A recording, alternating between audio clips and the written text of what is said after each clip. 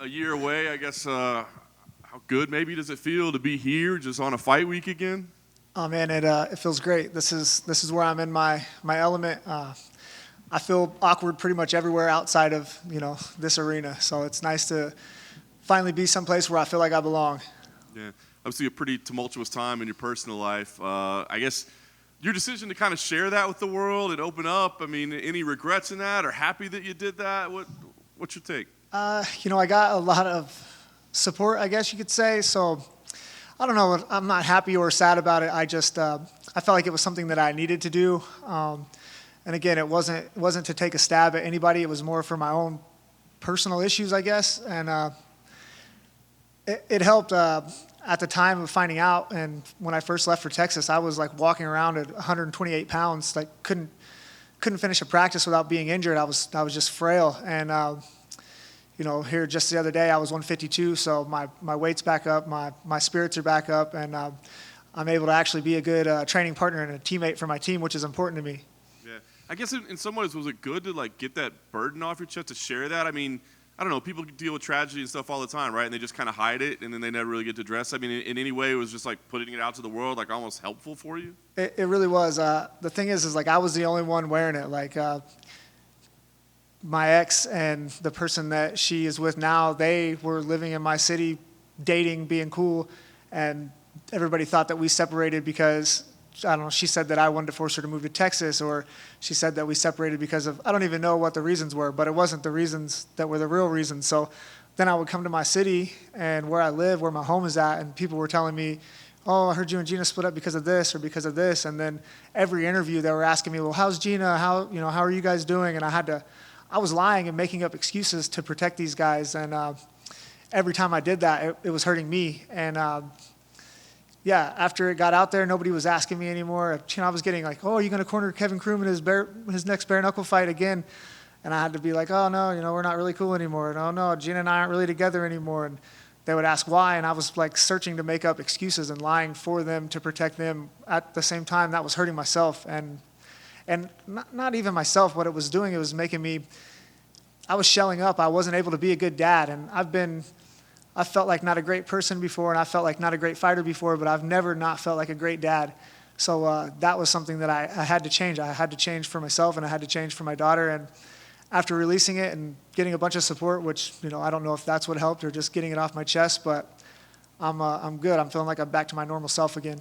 That's awesome. Well, the relationship with the daughter obviously means most, but I guess the relationship with the sport, like, was that tough at all? Like, because obviously that's so much of your professional life as well. Was there any party that was just like, I don't know if I want to be around this sport anymore? Yeah, it wasn't that I didn't know if I wanted to be around the sport. I just didn't know if I was going to be able to handle it. I knew that I wasn't going to be able to stay in Kansas City with my team and train. Like, Zach Cummings has a gym there now, and, I've cornered him in the UFC. He's cornered me in the UFC. Trey Ogden has a gym in Kansas City now, and we've been close for a long time. Those are places that I felt like I would have maybe been able to train at, but, those guys still go there and train or live there. And it was one of those things where I was either going to end up hurt or hurting somebody else or getting in trouble. So I was just lucky enough to be able to have a spot to go in Texas with Chris Brennan and Next Generation Mixed Martial Arts. It kind of saved my ass, really. What's that relationship been like? Because Chris Brennan, maybe people that aren't old school, might not know who he is, but obviously the things he's accomplished, he's carrying on the lineage as well. But I guess what's it like being there? How's the adjustment been? Man, it's unreal. And he's a legend in MMA. The real fans know that. But this is the first time in my whole life I feel like a professional athlete, and I feel like me giving 10% of my purse and everything that I make to a guy is well warranted. He lets me live in his beautiful house. All my meals are made. They have somebody making all my meals, laying out my supplements. My schedule's laid out. They have a routine in the morning, and they don't drink, they don't smoke, they go to bed early. Like, everything is done really, really right and tight, and like I need that military style, like somebody standing over me telling me what to do. I crave that, and if I have that, I'm going to do good things. And I'm lucky enough, like, I don't have to ask for anything, they just do. And I'm really blessed to be able to have that. The matchup, does it mean anything to you? I mean, it seems like part of this is just like, let me just get back in there and fight. I don't give a hell. I don't care who it is. Yeah, so originally it was Alan Nascimento, and then it changed to some Russian guy who had visa issues, and then it was back to Alan Nascimento, but at a later date. And I told him, like, I can't I can't fight at a later date. Like, I want to go back and see my kid. That's been the hardest part of this. I've been 6 weeks, I'm going back and seeing my kid once every 2 or 3 weeks. Like, she's always been with me. Her and I moved to Las Vegas when she was 1. Just the 2 of us. Comes to my fights, come to my fight camp. She used to live at the PI here pretty much whenever we were here. So to be away from her was really hard. Then they said they had an opponent for June 3rd, and then it went back to, no, it's Nascimento on June 24th. And after that, I was like, hey, if that's the case, I want to be guaranteed my show money when this guy pulls out again, because I'm not going to wait around for this guy to pull out again, because I had a feeling that he was. They said, yeah, that's fine. And then a couple hours later, they called me and said that I got Victor Altamirano on June 3rd. So as far as the matchup goes, I couldn't pick a better stylistic matchup for me. It's with Nascimento, I was going to have to fight reserved and fight a boring fight, and I don't like that. With Victor, I can go out there and be 100% Tim Elliott and have a good time. I think I saw at one point during this layoff, like you tweeted, like, "Why am I still in the rankings at this point?" Like, was that you? Like, just was that maybe being in the depths, like being frustrated, or did you really feel that way, or what was that about? Well, I mean, I know it's based on activity, and I haven't fought in almost 2 years. Like, well, I just was wondering, like, what are these guys doing? Like, they just keep me in there just to have me in there? I mean, it's nice, but I just assumed after a year layoff, like, I would, be out of the top 12, 13, 14, 15. I just was surprised. And mostly on Twitter, I just like talking shit, so it's easy.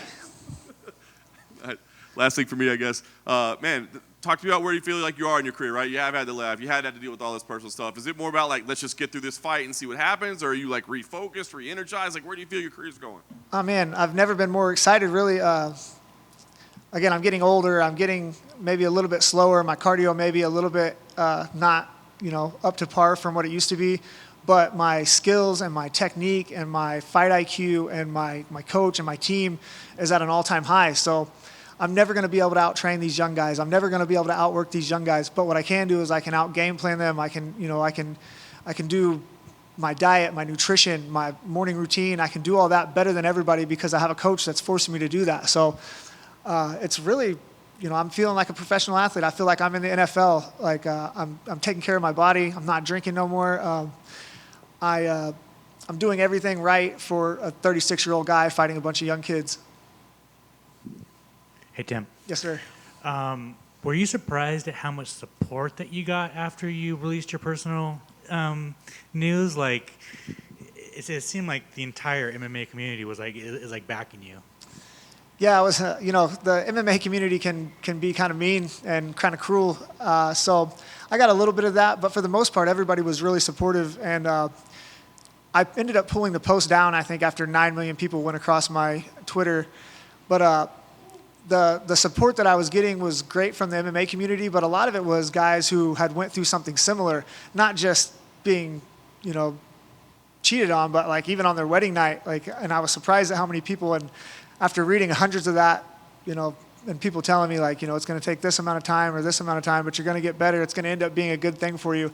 It actually made me feel better. And honestly, I don't know if I would have made it to the fight without, feeling better, because where I was at wasn't a good spot. You said that you're currently on a bad luck gym streak. Are you hoping that this is going to be your new good luck one? Yeah, man. Well, I'm putting everything into this gym and everything into this team and everything into this coach. And I told Chris Brennan, I was like, I moved to Las Vegas to train with Robert Follis. He killed himself. I was living at his house. I moved to Kansas City to train with Glory MMA, and the FBI shut the gym down. So I was like, I hope you're ready. And he said, he's like, I like a challenge. So here we are, and, we'll see. And then just finally, just with this training camp, and like you said that your daughter's in a private school, so like, going forward, are you just going to come out to Texas, or are you looking to like maybe bring your daughter out to Texas as well? At first, I thought I would try it out and see, but after being there, I feel like that's got to be the place for me. Plus, and I asked for this, but Chris told me like he don't want guys just coming in just for camps, and it's not fair for me to come there for a camp and have the team help me and me not be there to help them whenever I'm out of camp. So my goal is to find a spot there, win this fight, find a spot there, buy a house, and take my daughter out there. I put my daughter in kind of a hard position, but she's 8 and she's well adjusted. And I asked her, I was like, do you want to stay in your school with your friends that you have here, or do you want to come to Texas with me? And she said right away, like, I want to go wherever you go. So that's what we're going to do. That's the goal anyway. First of all, awesome that your daughter said that. That must mean a lot to you as a father. I wanted to go back to the tweet itself. I've tweeted some stuff that's got a big reaction. I know as the notifications come through, you're a bit like, oh shit, what have I done? I've never had 9 million people look at my tweet. Was there a moment when you put it out there that you're like, oh shit, I shouldn't have done that? Or was it the moment you put it out there, you're like, oh, finally, relief? I kind of went back and forth on it, and I don't know that it was the right thing, but for me, it was the right thing. And again, it was not to try to hurt anybody else. It was 100% to try to help myself.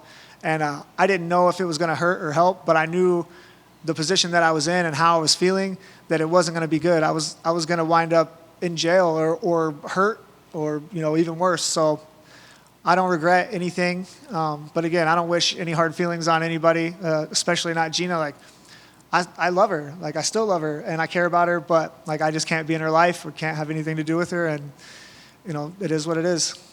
I commend you and thank you for answering these questions. I'm sure it's a bit awkward and not great. Hey, Tim, just one over here. I know you said there's a lot of guys that have reached out to you that have kind of been in a similar situation or dealing with mental health issues.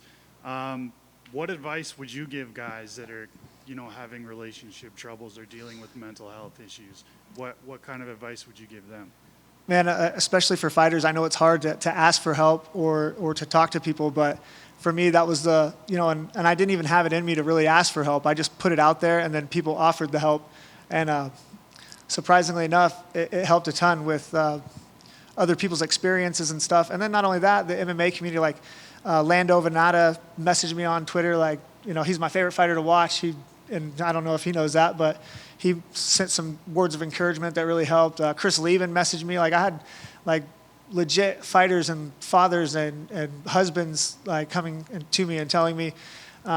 Sean Strickland just tapped me on the shoulder and gave me some words of encouragement. I was like, holy shit. So like, I don't know. It's all been positive, and I don't think I would have got the help that I needed without putting it out there and asking for it. And I put it out there, so technically I was asking for it. And just, it's hard for a man to ask for help, especially a fighter. Like, you're supposed to be like a certain type of guy. And, I was weak. I was weak in those moments. And, I'm a soft dude, like outside of the cage. Like, I'm sensitive. I'm an emotional person. It's just who I am. And I care about everybody, like the people that I don't know, and I can't help it. So, I take shit personally and I take it to heart. So it was devastating. But again, I had so many people giving me positive information that's easy to go past and shuck off the bad ones. So that would be my only advice.